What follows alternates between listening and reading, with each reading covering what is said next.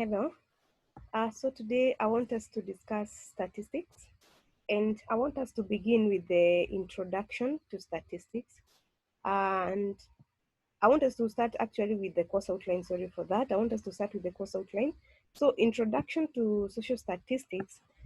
This is the first topic which you're supposed to cover, and uh, this is where we are supposed to cover, like, you need really to understand what is the meaning of the social statistics.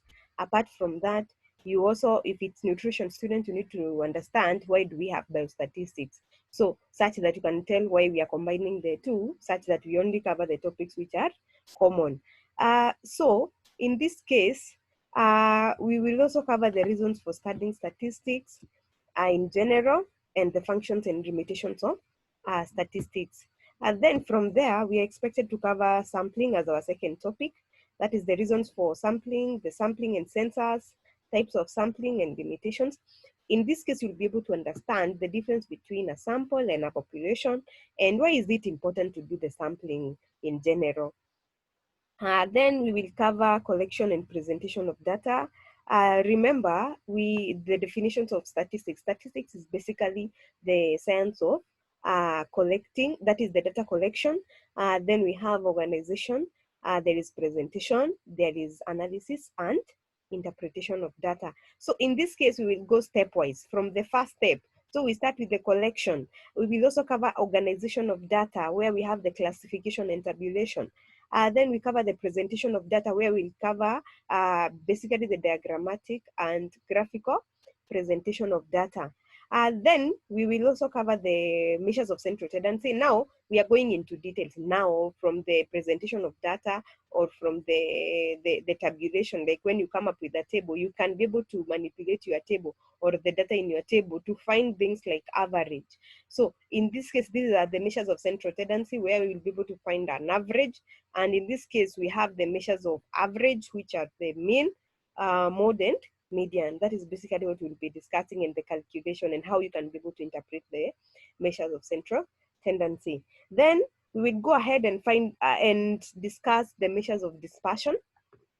We're still trying to interpret our frequency distribution table by calculating, finding the measures of dispersion. In this case, we have the standard deviation, we have the quartile deviations, we have the mean deviations. So we are trying to go into details now as we are trying to analyze our data. And then there is also another topic on correlation. This is where now you're trying to find the relationship and also the regression. Correlation and regression, you're trying to find the relationship in between, like you're comparing two variables. You compare two variables, and then from the comparison, you can be able to tell how the relationship can be able to be used in the interpretation of data. And then the other topic we will cover is probability. I know this is not a new term. So probability, this is where we are going to see some concepts of probability. We will cover the laws of probability, where we have the addition and subtraction. We have the addition and multiplication. We will cover those laws, and you'll be able to understand how you can be able to apply them in solving probability problems. I hope we are together. Anyone? Hello, can you hear me? Okay. Then we will go into detail into probability, where we will be able to cover set operation and Venn diagram. Don't worry about that term. You'll be able to get it. A Venn diagram. You simply using the circular diagrams to represent data. And then we will go into detail and find and discuss estimation of hypothesis and testing of hypothesis. So in this case, you'll be trying to find the sense in data. Like after you carry out a research, you want to find out, like there is a point whereby you have some hypothesis, like something that you assume, like it may probably happen. So in this case, you'll be testing whether that hypothesis is true or no, as in you can accept that hypothesis or reject. Yeah, so that's about our course outline. And from there, we can go straight to introduction to statistics. So like I've said, statistics is the science of collection, presentation. Actually here there is also organization. There is collection, organization, presentation, analysis, and interpretation of numerical data. So basically we have 5 processes, not 4. We have the collection of data. These are basically the statistical methods which will be covered later on. So we have you see here on the divisions of statistics, they are collection of data, organization of data, presentation of data, analysis of data, and interpretation of data. We will go into details in these methods. These are the divisions of statistics, whereby we have the statistical methods and the applied statistics. And in the applied statistics, this is where now you are able to apply, as in there is application of statistical methods to solve real problems involving random generated data. As in now, depending on your field, you are able to apply the statistical method and see if they can be able to, as in on the interpretation, you see if it can be able to solve real problems. So this is where now we have different branches or different divisions, subdivisions on the applied statistics, where we have the social statistics, the biostatistics, agricultural statistics, business statistics. You find that statistics is almost in, actually it is in all fields, because all the fields in this world, they need to be, as in there are things that are being still being invented. So in this case, you need to find out whether they can be, it is they're true or not. So in this case, statistics is applied in all field actually. So social statistics, this is where we have the social sciences. We have the statistics, the health courses. Most of the health courses are here. Then we have the agricultural statistics and the business statistics. On the importance of statistics, statistics plays an important role in the field of life. The following are facts that indicate the importance of statistics. One is that it can aid in supervision. What do you mean by that? These are helpful control the affairs of an organization. The affair of business are handled by employees of that organization. The statistical record maintained are used to evaluate the performance. The management decide on basis of the statistics whether the policies are being implemented effectively or not. As in, in statistics, there must be collection of data. So let's say if it is a certain company, you want to evaluate the performance of the employees. You can use the previous data. You use the previous data to evaluate their performance. Same case, when they are implementing policies, they use the previous data to tell whether like if they implement a certain policy, will it improve the performance of the company, or it will make it even worse. So in this case, statistics, basically you're using the data that you had previously to interpret it and come up with all these things. Then it can be a base of planning again. So in this case, statistics provide a base of future planning from the data that you collect. If it is a business, even if it is a mama mboga kiosk, whereby like you having like a small business, where you're having like a small business. So in this case, a mama mboga is supposed to like, you maintain the details, maintain the details of like, what do you buy, what do you sell, what do you buy and sell, such that in future or after a week you can be able to evaluate the performance of your business. It can help you in planning, like what will you buy next week, or what can you improve on next week. So in this case, statistics can help in the future planning in a business. So this applies it can be in a business, it can be in a company, it can be like basically even in a project. When you're coming up with a project, even in a project, it can be able to say, how can you be able to improve the future performance? Like you can be able to plan well and improve the functioning of a company. Again, so you see, it's an eye of an administration, because you're using that data and you can be able to tell later on. Arithmetic of human welfare. So these are basically different ways in which statistics can be very, very helpful. Then we have functions of statistics. So statistics simplifies the data. That is true. You go collect the data, the raw data now, the raw data, as in the data that you collect in the field, like you need to simplify it. You need to organize it. This is where now we have the organization of data. You organize your data, you classify it, you come up with tables, you present it in form of graphs and diagrams, such that now from there, it make data more appealing, such that it can be used properly, or it can be appropriately used. Then we have statistics increases man's experience. Remember, there is also there is this field whereby we have the what is it called, like you're trying to, okay, we have these areas whereby you need to come up to invent new things. Like it is increasing man experience in such a way that they can be able to invent new things. Research is ongoing. From research, people come up with new knowledge, and in this case, man is able to be more experienced. They are able to invent new things. Then statistics furnishes a technique of comparison.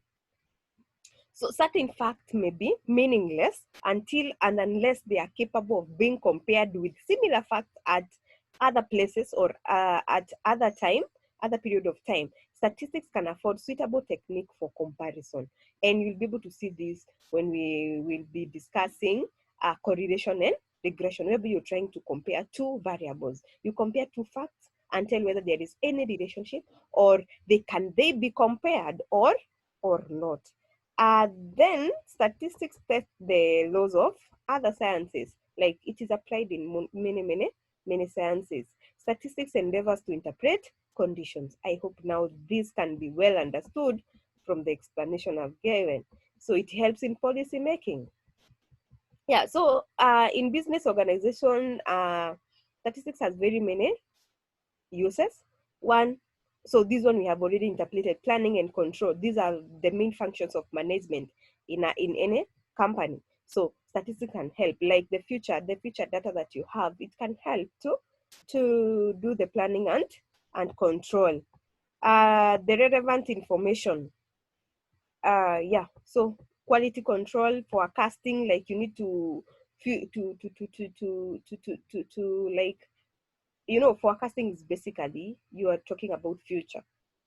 From the data that you have currently, can you be able to tell the future performance, or can you be able to predict what will happen later on?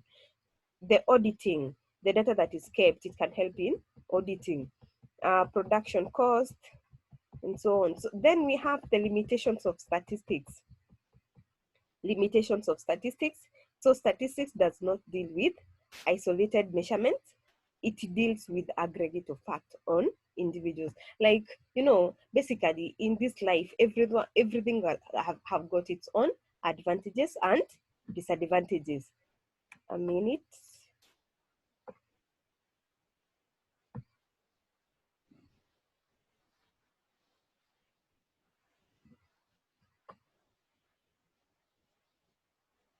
Yeah. So everything got its advantages and disadvantages. So in statistics, you find that in statistics it deals with data, it deals with facts, not like, it doesn't deal with everything, like it doesn't deal with it deals with many things, like you have a data, like you have accumulated data after a certain period of time. That's when you deal with, like, that's when only you can apply statistics. It cannot deal with individual item, like you just have a 1 day data, you don't have anything that you can compare it and so on. Then statistics deal only with quantitative characteristics. Thus the qualitative characteristics such as honesty, efficiency cannot be studied. Mostly it deals with the data, mostly it deals with it deals with the data in form of numbers, if I can put it that way, but it doesn't deal with quality things. As in, unless you are able to convert the qualitative data into quantitative. That's how you can be able to interpret it. Then statistical results are true only on an average. They are true only under certain conditions. Uh, so in this case, you find that the statistical results, they can be well interpreted when you're coming up with an average. Yeah, you'll be able to see all these things when we'll be discussing more details like the other topics. The statistics is only a mean and not the end. It may not provide the best solution under all circumstances. Yes, you may interpret the data, but it may not it may not be used in future, in short. Like how the applicability of your result, how applicable is your result. Not everything that can be applied, like it's not everything that can apply in future. Then statistics may be misused. It requires experience and skills to draw sensible conclusions from the data. Otherwise, there is likelihood of wrong interpretation. Yeah, you need to be very careful when you're interpreting the data to ensure that you come up with the with sensible conclusion, something that is making sense, something that can be used in future.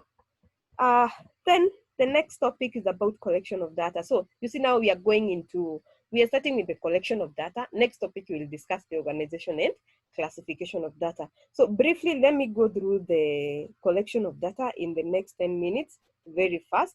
So statistical data are collected from different sources, and different methods are adopted to collect adequate and reliable data. Data is collected, data is a collection of processed information. It is collection of facts.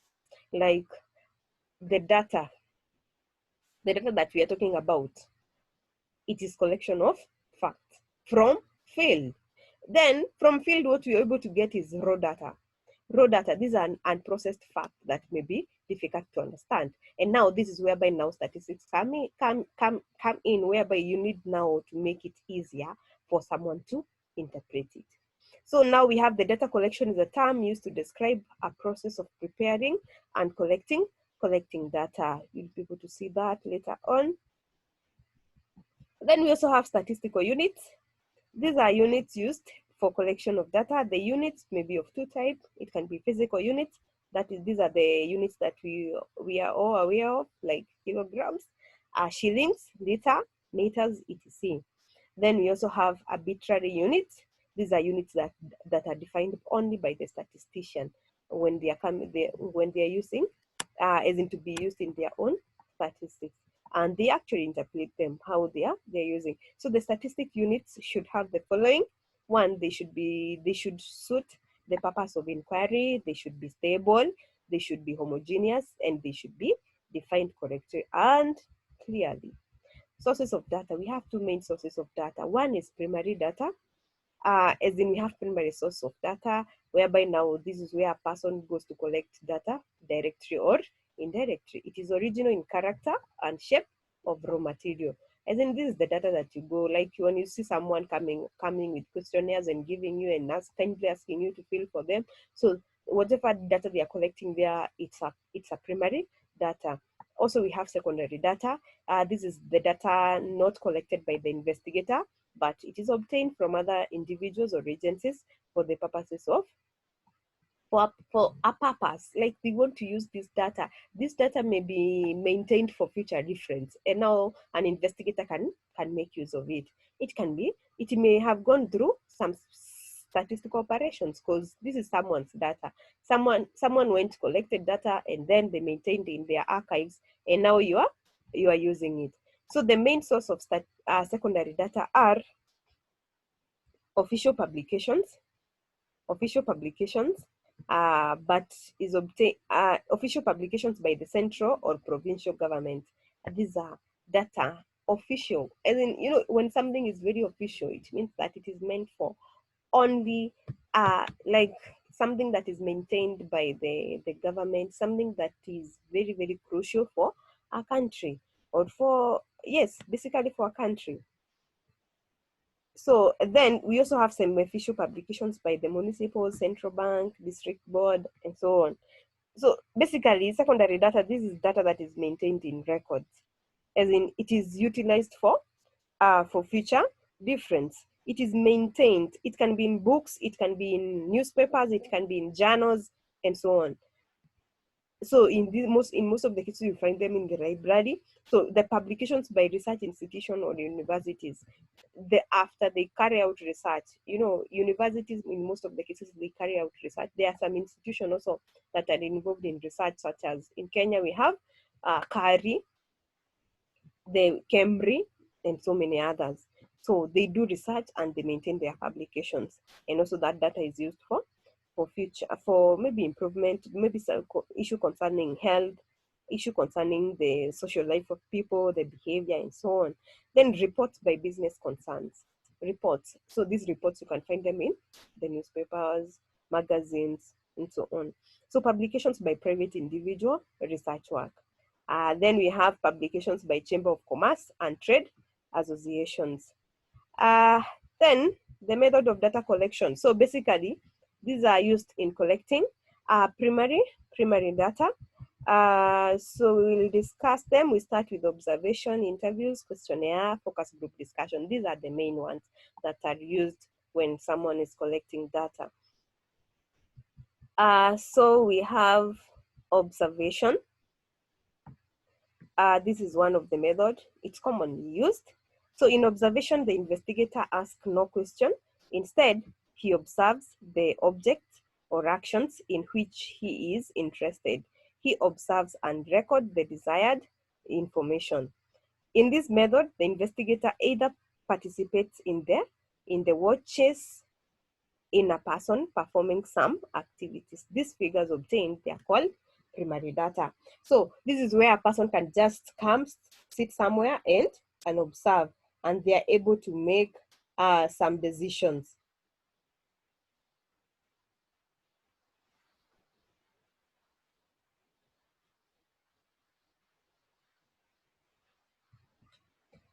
So there are some advantages. One is that data collected are highly reliable.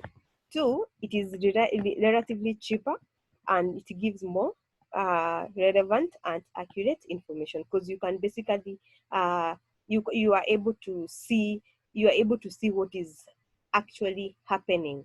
You're not expecting someone to give you any information. Basically, you just watch, and you you are able to make some decisions. Disadvantages: the presence of investigator may make the performer to work in different manner. This is just being human being. You will find that people can act, as in when you're observing them, they can, maybe they can change the way they are acting, or they feel uncomfortable. It does not help to produce accurate data automatically. The result of observation may be different under different conditions, and sometimes some unforeseen factor may interfere with the observation task. Some people are rarely accessible to direct observation, and this creates obstacles for the method to collect data effectively. So that's about observation. The next method is about interviews. So this is where the investigator interview different persons and ask them various questions relating to the problem under investigation. So advantages is: one, the information collected by the method is reliable and accurate. It is good method for intensive investigation, where you're trying to get details from a person. This method give a satisfactory result, provided the scope of inquiry is very narrow. As in very narrow scope of inquiry, you really want to know the basics in the way of doing. Disadvantages: this method is not suitable for extensive inquiry, since it may take a lot of time. It requires a lot of expenses and time. It is time consuming. The bias on the part of investigator can damage the whole inquiry. Sometimes the informant may be reluctant to answer the questions. Yes, because you're, especially like if you get too personal, or a person may just decide not to answer you some questions. Then the other common method, this is very common, is questionnaires. So questionnaire, in this case, this is basically a list of questions, and a standard list of questions relating to a particular investigation is prepared, and now it is sent to the informant, those people who you want them to answer you, the respondent or the informant. That's how we refer to them, and request them to return the questionnaire after answering them. Questionnaire method is less expensive and helpful to collect information from a wide area, but most of the informants do not take the trouble of filling the questionnaire, and sometimes they do not even return the questionnaire. That's a disadvantage. Like, you may give someone a questionnaire and not return it, or maybe misplace it. Features of a questionnaire. These are things that you need to put into consideration when you're coming up with a questionnaire. One is that it should be short and clear. The question should be short and clear so that this can be understood easily by the informant or the respondent. If some technical terms are used in the questionnaire, the definitions should be given. Few in numbers. The questions, they should not be so many. The questions should be few in numbers. A large number of questions would irritate the informant, and they will hesitate to answer those questions. Definiteness, the questions should be framed in such a way that the answer to them perfectly definite. Preferably the yes or no questions, or what we refer to as close-ended question, whereby you give a person choices to answer, as in to choose from. They should be non-confidential. Don't ask confidential questions. Always avoid them, especially that is concerning someone's life. Then logical sequence. The questions should be put in some logical order. Their replies should also be put in the same order. That is it, as in let them have a flow, not asking question haphazardly. Like, when you ask the first question, let the second question that is following be like it is relating to the first question, or do not like go to the third, fourth question and then you come back to the first question, or something that is relating to the first question. Or organize your questions in a better way. If you start with the background information, then you move to the practical questions. Yeah. So you have to be very careful. So ensure also you are asking the relevant questions to the problem under investigation. Then lastly, we have the focus group discussion. The main purpose of focus group is to gain insight by listening to a group of people from their appropriate target group talk about specific issues of interest. It helps obtaining in-depth information on concept, perception, and ideas of a group. FGD aim to be more than a question answer interaction, as in you discuss, you have, as in this is where by now you get, for example, mothers. Then these mothers, you get them in a group, then you start discussing issues concerning them. So in that case, that research must be involving those mothers. Maybe it is about these mothers may be lactating, they may be pregnant. So such that you discuss the issues only that is involving them. And now you're able to hear their ideas. You discuss together, actually. You raise points and this is a discussion, the basic things about discussion. People should be able to interact, not just a question answer interaction. So the idea is that group members discuss the topic among themselves with guidance from the moderator. Moderator, it doesn't have to be necessarily you. It can be one of the group member. So focus group are especially effective for capturing information about social norms, the variety of opinions, views within the population.